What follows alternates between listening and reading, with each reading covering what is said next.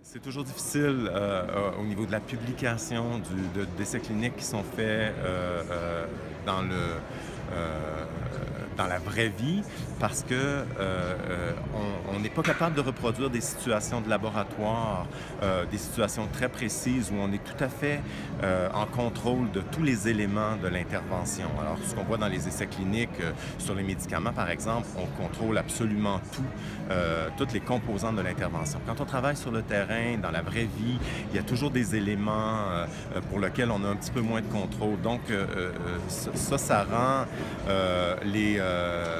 rend les éditeurs nerveux parce qu'on se pose toujours la question, OK, est-ce qui a été évalué est vraiment reproductible? Est-ce qu'on est capable de refaire ça? Ça, c'est un élément. L'autre élément, c'est quand on travaille dans la vraie vie, on travaille toujours avec, on travaille souvent avec des essais cliniques qui sont de courte durée et on travaille en fait, on mise sur le fait que si on est capable d'avoir des résultats, si minimes soient-ils, on est capable d'avoir un impact avec ces résultats. Mais la vision des éditeurs n'est pas nécessairement la même parce que des essais de courte durée, généralement, ils n'en veulent pas. On voudrait qu'on ait gardé des patients dans un groupe contrôle pour une période qui n'est pas réaliste pour les patients et qui ferait que si on appliquait ces règles-là de durée avant d'avoir une intervention ou sur une liste d'attente ou avant de recevoir un traitement alternatif, on serait dans une impossibilité de recruter des patients pour faire des essais cliniques. Alors, c'est probablement les éléments qui font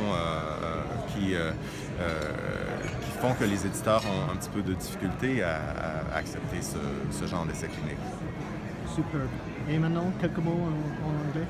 Well, I would say that one of the fear of the editor for publishing that kind of data coming from real-world intervention or real-world control trial or randomized control trial, pragmatic trial, is that most of the time the short duration of the intervention is an issue. The editor would be very interested in an intervention that have long-term effect, but long-term effect is not always doable in primary care because patients would not be interested in participating in